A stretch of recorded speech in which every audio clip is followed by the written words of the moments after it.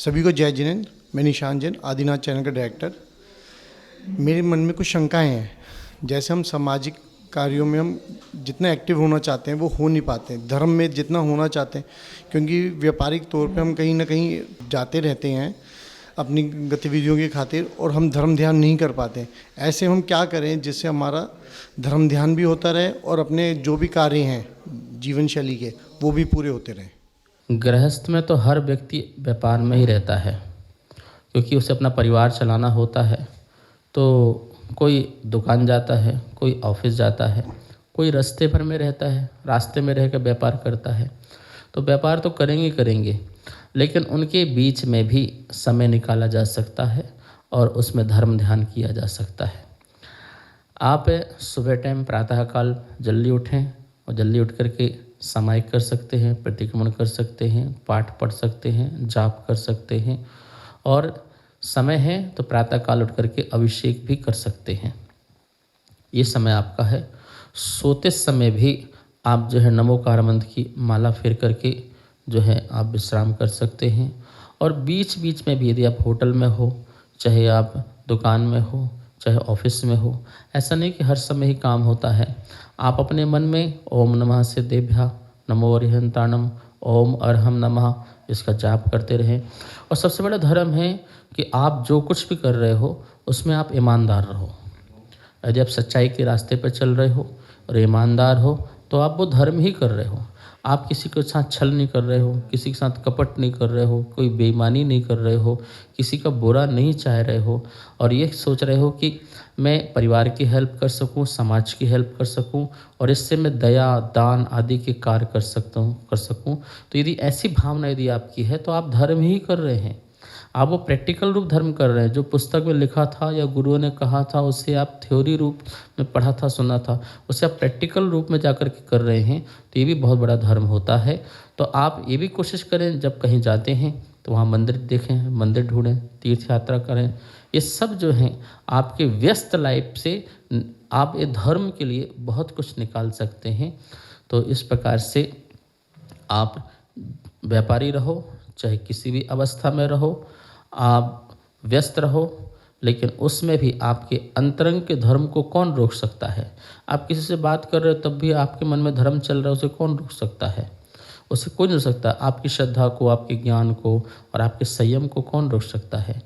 छोटे छोटे से उस दिन नियम लें, जितने दर्शन न कर सकें त्याग कर दें, तो वो भी आपका धर्म में आ जाता है। ये सब बातों को जान करके आप अपने धर्म को आगे बढ़ा सकते हैं। गुरुदेव के चरणों में नमोस्तु नमोस्तु नमोस्तु। गुरुदेव, आज मेरी शंका ये है कि हमें अपने मन को शांत करने के लिए कैसे अपने राग देश को कम किया जाए। नमोस्तु गुरुदेव, नमोस्तु। मन को शांत करने के लिए सबसे बड़ा उपाय यही है कि जो कुछ भी संयोग और वियोग हैं उनमें क्षमता भाव रखना। कर्म के उदय से हमें बहुत कुछ संयोग मिलते हैं और कर्म के उदय से ही बहुत कुछ वियोग होते हैं। जो आने वाली चीज़ हैं वो संयोग हैं और जो जाने वाली चीज़ हैं जो वियोग हैं। हम पहले ये समझें कि जो आने और जाने वाली जो चीज़ें हैं वो मेरी नहीं हैं और मैं उनका नहीं हूँ। तो आने वाले के प्रति क्या राग, जाने वाले के प्रति क्या द्वेष। कभी कभी आने वाला शत्रु भी हो सकता है और कभी कभी मित्र भी हो सकता है, और जाने वाला भी कोई मित्र कोई शत्रु हो सकता है। इन दोनों ही स्थितियों में जब व्यक्ति साम भाव रखता है, समता भाव रखता है, तब मन में शांति प्रकट होती है। जब तक यह जीव दोनों को पकड़े हुए है और दोनों को पकड़ के चलता है तो मन अशांत रहता है। वो मंदिर में बैठा है तब भी मन अशांत है, माला फेर रहा है तब भी मन अशांत है, पूजा पाठ कर रहा है तब भी मन अशांत है। इसलिए यदि उसको मन को शांत करना है तो ये वस्तु जगत की व्यवस्था को समझ ले कि जो भी हमें कर्मजन्य प्राप्त हैं, आने जाने वाली वस्तु, वो वस्तु मेरी त्रकालिक न थी, ना है और न कभी हो सकती है। ऐसी जब अटूट श्रद्धा इस जीव के अंदर आएगी और उसमें स्थिरता आएगी, एकाग्रता आएगी, तो मन क्या है, शांत हो जाएगा। यही इसका उपाय है मन को शांत करने का। दूसरा, आप अपने को धर्म ध्यान में लगाएं, स्वाध्याय करें। आप जितना स्वाध्याय करेंगे उतना आपका मन शांत होगा। भगवान की जो वाणी है उसको आप पढ़िए, मनोपयोग पूर्वक पढ़िए, और जितना आप उपयोग लगाओगे, मनोपयोग लगाओगे, उतना ही मन आपका शांत होगा। जाप कीजिए, धर्म ध्यान कीजिए, साधुओं की संगति कीजिए, मंदिर में आइए, प्रभु के पास बैठिए। ये सब उपाय हैं मन को शांत करने का। यही उपाय आप कीजिए, आपका मन अवश्य ही थोड़ा थोड़ा शांत होना अर्थात अशांति मन से दूर होना प्रारंभ हो जाएगी। नमोस्तु गुरुदेव।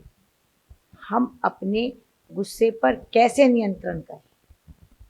गुस्सा हमें आता है, किस कारण आता है पहले ये पता करना चाहिए, और किस कारण से जो है दूर हो सकता है इसका उपाय खोजना चाहिए। व्यक्ति को जो गुस्सा आता है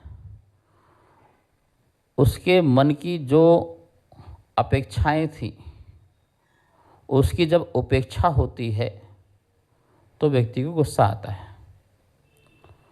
जो चाह रहा था या उसके अनुकूल हो और वो जब नहीं होता है, वो प्रतिकूल हो जाता है, तो उससे गुस्सा आता है। हम दूसरों पर शासन जमाना चाहते हैं और जब दूसरा व्यक्ति हमारे शासन में नहीं रहता है तो हमें गुस्सा आता है।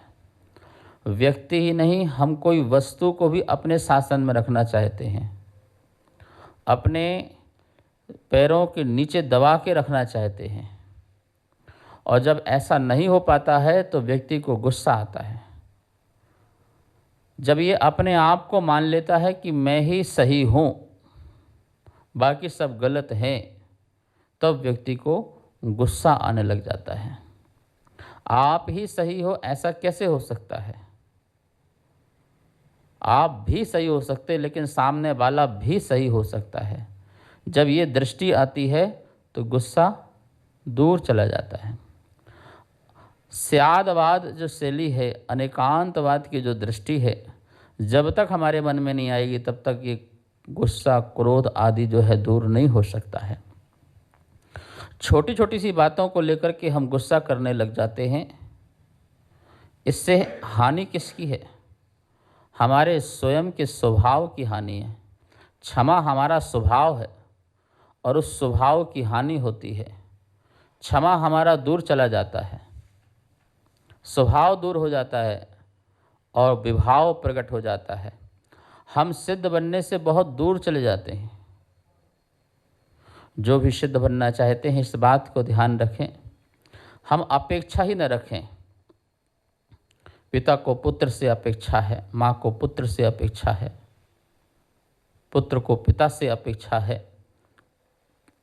ये अपेक्षाएं, ये आशाएं जो हैं, ये व्यक्ति को नियम से निराशा और उपेक्षा देते हैं। अपेक्षा की उपेक्षा होगी, आशा की निराशा होगी, और जिस दिन होगा उस दिन तुम जो है अपने आप को संभाल नहीं पाओगे। इसलिए किसी से तुम अपेक्षा मत रखो, यही गुस्सा दूर करने का उपाय है। कार्यक्रम अगमधारा के पुण्यार्जक थे श्री दिगंबर जैन मंदिर, लोधी कॉलोनी, दिल्ली।